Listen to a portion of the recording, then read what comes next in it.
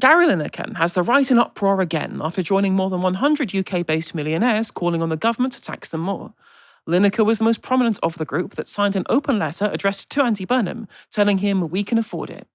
Other signatories included Gary Stevenson, musician Brian Eno, film director Richard Curtis, and Ian Gregg. That's the former managing director of Greggs the Bakers, biggest fast food chain in the country now. The group that organised the letter, Patriotic Millionaires, supports a 2% tax on wealth over £10 million. Here's an extract. The value of fairer tax systems should be self-evident. We all know that trickle-down economics has not translated into reality. Instead, it has given us stagnating wages, crumbling infrastructure, failing public services, and destabilised the very institution of democracy. It has created a shameful economic system, incapable of providing a brighter, more sustainable future. These challenges will only worsen if you fail to address extreme wealth inequality. The true measure of a society can be found not just in how it treats its most vulnerable, but in what it asks of its wealthiest members. Our future is one of the tax pride or economic shame. That's the choice. Now, as you can imagine, the letter has already caused controversy. Here's Annunziata Rees-Mogg, yes, that is her real name, having it out with Jeremy Vine and Marvin Harrison earlier today. It's people with 100 million aren't sitting on it. It is either being invested in companies that are operating and need to be invested in order to grow, in order to help our economy or jewellery, or improve. Let's say I went to a party of a guy who's extremely rich. I won't say who it is because he's well known, but I said, is it true that the loo is left after the Monet? And he said, no, that's ridiculous. It's left after the Picasso. So, in other words, here's a gentleman who has a lot of fine art. So you just take a painting.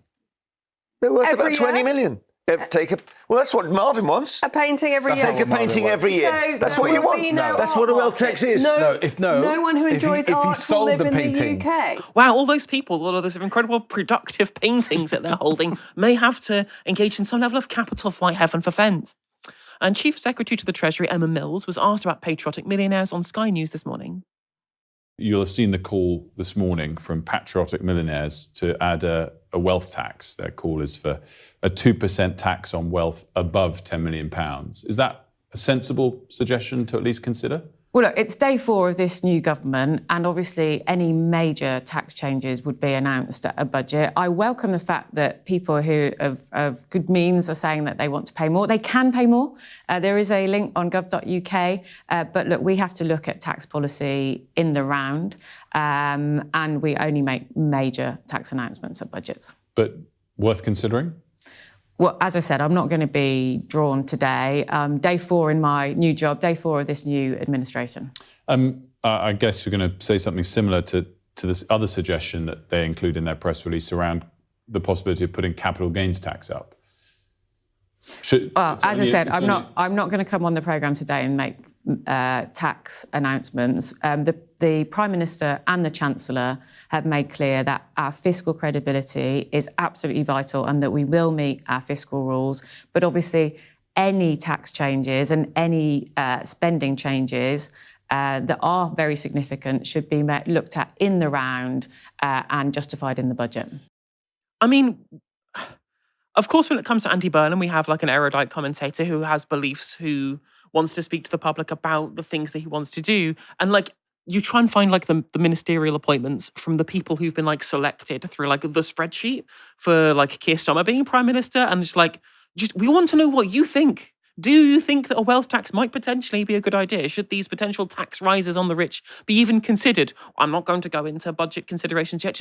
We want your opinion, please. One time, can we just hear an honest, sincere opinion from a politician rather than a rehearsed script? Because again, tax rises will probably have to happen for all of the myriad promises that Andy Burnham wants to do, right? Like, no one's expecting it all to get laid out the moment a policy is being announced, right? But I think we're all expecting taxes to go up eventually to make sure that the state that Andy Burnham clearly wants to build, if he's indeed being some way honest about his desire for nationalisation or public control or whatever it is.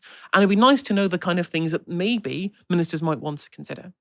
Now, earlier today, I spoke to Julia Davies, a member of Patriotic Millionaires, and I began by asking her why the open letter was sent today. We're hoping to get our message out there now that there's so much investment that's needed in British public services and infrastructure, and we need to access where the money is. So as you know, if we've been saying for some time, there's been this extreme concentration of wealth into the hands of fewer and fewer people. When you've got 50 of the wealthiest families in the UK having more wealth between them than half of all British people, things have just got out of kilter. And so there's for a number of reasons, we really need to be reassessing how we raise taxation to fund all those public services and infrastructure. And particularly as now, society has changed, many ways for the better. We have an aging population because we've made such leaps forwards in healthcare. But that does mean that we have, less working people looking after more and more retired people. And then we have AI coming along, which, as you know, will mean that a lot of wealth creation won't bring along with it job creation. So on that basis alone, we can't just carry on relying predominantly on taxing income from going out to work. We really have got to be looking at this resource, which is wealth concentration. And, we've got 10 proposals to increase taxation of wealth. And between them, they would bring in such a much needed 50 billion pounds a year. And, really, really desperately need that to be looked at for the best interests of people of Britain as a whole. Yeah, obviously you've called yourself in the patriotic millionaires. From what I can hear from, this is a real kind of social mission about like the fabric of the country that you're talking about here. Well, yeah, but it's in absolutely everybody's interest. It doesn't matter how much money you've got. It's in your interest to live in a country that's thriving, which has got functioning public services. Sometimes we get this narrative that, if you're really rich, you've got private healthcare. It doesn't matter about the NHS anymore. Well, that's just not true, because anyone that's got private healthcare will know, it's good for knees and hips and that kind of thing, elective surgery. It's not going to be there for you if you're in a road traffic accident. It's not going to be there for you when you've got really, really serious illnesses. So, my mum, just over a year and a half ago, she spent over 3 months in hospital, in an NHS hospital, being incredibly well looked after when she was really, really ill. We spoke to the doctors. There was nothing that private health could do for her there. Really serious stuff. You are reliant on the NHS and all the amazing people that work for that. So, it's in the interest of absolutely everyone that we are funding these services properly. 100%, 100%. And of course, the more sick people there are who rely on the NHS for everything, the worse off the economy will be for everybody, which creates an even further like socially deleterious kind of situation for the country. Now, when it comes to obviously the politics of this, with a new prime minister in charge, have you been reaching out to the Labour Party? What's been their response? So we're constantly trying to reach out and speak to anyone that will talk to us. We're not party political. We want to basically try to raise these issues and create, challenge the narrative that there's any reason why we can't do this. We do polling on a regular basis, which shows support from millionaires for paying increased tax, to help our country do better, because, all of us have got either businesses that we're involved in or businesses that we invest in. We've got friends and family that we care about, and all of those reliant on properly funded, services and infrastructure. So one of the predominant news stories today is about having to release prisoners early. That is because we've massively underfunded our criminal justice system at all ends. I'm really passionate about the lack of provision for our young people, both in education, but also in youth services. We've closed down so many youth clubs, so many youth workers have gone. And then can we be surprised that, young people are then vulnerable to, like bad influences? We don't want them sat at home on their screens, and we're not providing safe spaces for them to go to, which, those safe spaces were available for me when I was growing up. So I'm really quite ashamed that we are not providing the same things for young people today that I benefited from. That's just wrong. We should always be trying to do better for our young people than we enjoyed ourselves. And has there been any kind of positive responses that you've got from politicians about the policies that you're proposing? Are any parties picking up those policies, do you know? There's many MPs, I think, who really support what we're doing, and we will keep talking about this. We will keep on, pressing our case. But what we really need is for the public to just say, we've had enough of this. We've had enough of basically our financial system being run for the few at the expense of the many. We all know that the opportunities for working people have been going backwards. So my parents' generation, you could have one person going out to work and they could afford to buy a house. fairly young, they could afford to provide for their family. And right now we have 2 adults working in a household, working really hard, often multiple jobs, and they're reliant on food banks to feed the family, let alone, thinking about being able to buy a house. So that whole structure is, that's happened because we've had this concentration of wealth. One of the stats that really blew my mind and got me more involved in this organisation was when I heard that basically just over 35 years ago, when the Sunday Times Rich List started, net public wealth, so the difference between public assets and liabilities, was about 340 billion. And then 35 years later, it was 1 trillion in the red, minus 1 trillion. And at the same time, the wealth of the 200 wealthiest families in the UK had increased 17 times over. So that's just such a clear example of how there's been this huge transfer of public wealth into a limited number of private hands. And to me, that's a waste of money and resources. We think a lot about poverty. I think about everything that we are losing in terms of public wealth. All those public swimming pools, sports facilities, youth clubs, libraries, of course. We've almost given up on them, haven't we? And there's just no need for that. I mean, I think that we could have such a hopeful and ambitious vision for our country.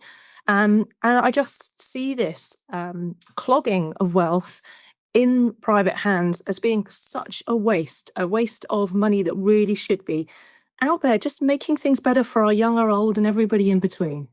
Now, a lot of the response from people who are skeptical of the plans that you're proposing has been the discussion around capital flight or a wealth exodus or things like that. Do you have any responses to those kind of criticisms? A lot of the news stories about all of that, of course, have been based on PR issued by wealth migration services. So it's literally, I always say it's like a carpet salesman saying everyone's going out and getting a new carpet. Of course, they want everyone to think that that's what they're doing. They want to make it seem as though that's socially acceptable. That's what people are doing. It's not socially acceptable. It's actually, if you've made money in a country and you've benefited from the investment everybody makes in education, in health, in, our infrastructure. And then once you incredibly fortunate position to have made wealth, you choose not to stay and, let your country benefit from that wealth that's been created. Then, that's normal. I wouldn't say that is normal behavior. Now, of course, people have always chosen to move abroad just for lifestyle reasons. No problem with that whatsoever. Loads of people always have it in their mind that, if they make money, they're going to choose to retire abroad because they like going surfing or they, like that lifestyle. That's completely normal, but to specifically move yourself and your family abroad to avoid investing in the NHS, I think we need to stop treating that as anything other than really quite abnormal behavior. And, our polling shows that most millionaires really proud to live in the UK. They love everything, all of our culture. I think, British people have got fantastic sense of humour. We've got, great green spaces, fantastic music, culture. I wouldn't want to move away from that. I certainly wouldn't want to move away from my family and friends just to avoid contributing, to the NHS and making sure our young people are getting the start in life that they deserve. And what would you say to people at home who want to get involved in the campaign that you're doing and what's best to support the movement? Yeah, that's a fantastic question. So you can contact your MP and you can tell them you're behind this campaign. And we work very closely with other organisations like Tax Justice UK. Oxfam work on this every year. So yeah, please do let your MPs know that this is what you demand. You're not asking for it. You're demanding a fairer future for British people. And it's basically those people are working really, really hard, and those small to medium-sized businesses that are struggling, that have been seen as the source of the extra money that our country needs. So putting up national insurance on employment, so employers' national insurance, as an alternative to asking those who've got considerable levels of wealth to pay a proportionately small amount towards taxation. That's not in the best interests of British people or British businesses as a whole. It's not the best interest of those businesses which are really at the heart of our communities. And I think that's who we should be thinking about. They're the ones that really that we all have such fondness for. We don't want to lose them. So if we don't want to lose them, we've got to support them.